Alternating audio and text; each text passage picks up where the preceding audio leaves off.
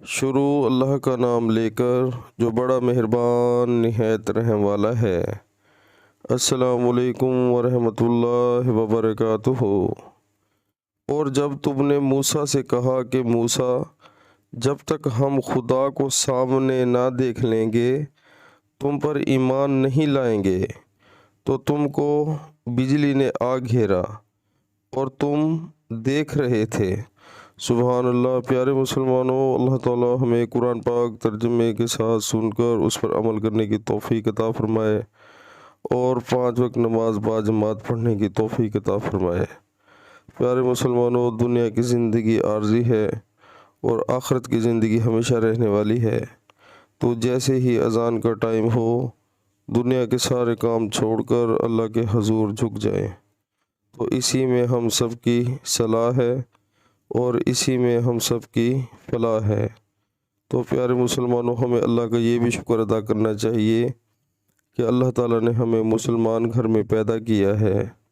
جب ہماری پیدائش ہوئی ہے تو ہمارے جو کان ہیں ان میں اللہ اکبر کی صدا آئی ہے، تو ہمیں اللہ کا شکر ادا کرنا چاہیے، اور یہ بھی خاص شکر ادا کرنا چاہیے کہ ہم حضور پاک صلی اللہ علیہ وآلہ وسلم کی امت میں سے ہیں۔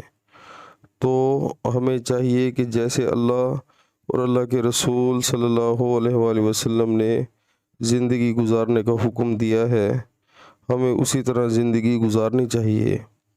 تو بہت افسوس سے کہنا پڑتا ہے کہ ہم آج اللہ اور اللہ کے رسول صلی اللہ علیہ وآلہ وسلم کے جتنے حکم ہیں ان کو تقریباً بھول چکے ہیں۔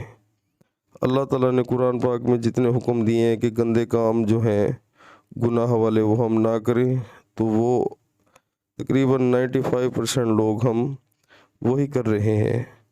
تو اس میں ہماری جو ہے وہ بہت ہی یعنی کہ ہمارا نقصان ہے اور بہت گھاٹے میں جا رہے ہیں۔ تو پیارے مسلمانوں، کوشش کریں کہ اللہ کی راہ میں چلیں تاکہ سیدھا اللہ تعالیٰ ہمیں جنت میں جگہ دے، نہ کہ شیطان کے رستے پر چلیں۔ پیارے مسلمانوں، شیطان ہمیشہ کوشش کرتا رہے گا قیامت تک کہ وہ جو ہے ہمیں ورغلا کر دوزخ کے رستے پر لے جائے۔ تو پیارے مسلمانوں، کوشش کریں اور عمل کریں، انشاءاللہ اللہ تعالیٰ مدد کرے گا، بہت فائدہ ہوگا۔ السلام علیکم ورحمۃ اللہ وبرکاتہ۔